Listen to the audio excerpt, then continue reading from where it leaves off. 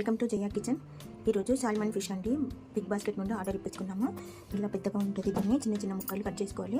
కొద్దిగా సాల్ట్, కొద్దిగా హల్దీ పౌడర్ వేసి దీంట్లో ఈ ముక్కలను శుభ్రంగా కడగాలండి. ఇలా పెద్ద పీసులు ఉన్నప్పుడు చిన్నవిగా కట్ చేసుకోవాలి.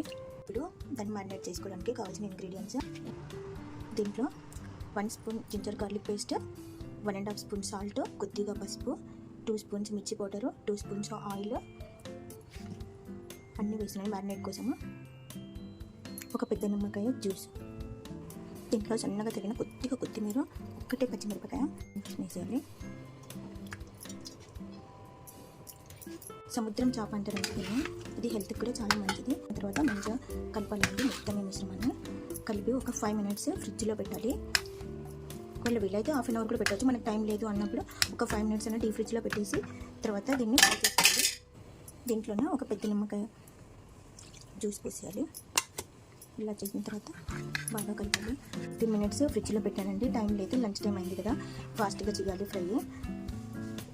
ఈ ఫిష్ని ఇలా మ్యారినేట్ చేసి రేపటి వరకు కూడా డీప్ ఫ్రిడ్జ్ కాకుండా మామూలుగా ఫ్రిడ్జ్లో పెట్టేసి రేపు కూడా దీన్ని ఫ్రై చేసుకొని తింటే చాలా టేస్ట్గా ఉంటుందండి.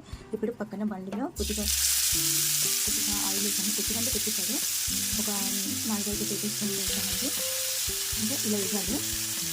పీసెస్గా వెళ్ళిపోతాయి. అందుకే కొద్దిగా ఫ్రై చేసి కింద కొద్దిగా ఈ బ్రౌన్ కలర్ వచ్చే వరకు ఆగి తర్వాత దీన్ని ఇలా తిప్పాలండి.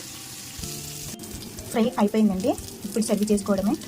కొత్తిమీరతో గార్నిష్ చేసుకోవాలండి. సాల్మన్ ఫిష్ ఎక్కువ రేట్ ఏం లేదండి. హాఫ్ కేజీకి 320 రూపీస్ అయింది. బిగ్ బాస్కెట్లో ఆర్డర్ చేసాము. ఎయిర్ ఫ్రైలో పెడుతున్నానండి. ఫస్ట్ దీన్ని ఫ్రీ హీట్ చేసుకోవాలి. ఫ్రీ హీట్ అయిందండి. ఇప్పుడు ఫిష్ ట్రాన్స్ఫర్ చేయాలి. దీంట్లోకి మెరినేట్ చేసిన ఫిష్ ఇలా సెట్ చేయాలండి. ఇలా లైట్గా ఆయిల్ వేయాలండి. లైట్గా, చాలా లైట్. తర్వాత ఇక్కడ ఫిష్ అని ఉంది కదండి, దాన్ని నొక్కాలి. స్టార్ట్ అవుతుందండి. 15 మినిట్స్ టైం సెట్ చేసామండి. మినిట్స్ అయిందండి. ఒకసారి చూస్తున్నాను, ఇంకా కుక్ అవ్వలేదు. మళ్ళీ కొద్దిగా టెంపరేచర్ పెంచామండి 10 మినిట్స్కి. ఫ్రైలో కూడా అయిపోయిందండి. టోటల్ 15 మినిట్స్ పట్టింది. అయ్యిందండి ఫ్రై. ఎయిర్ ఫ్రైలో చేసామండి. చాలా ఆయిల్ తక్కువ, 2-3 డ్రాప్స్ అంతే. రెడీ టు ఈట్ అండి.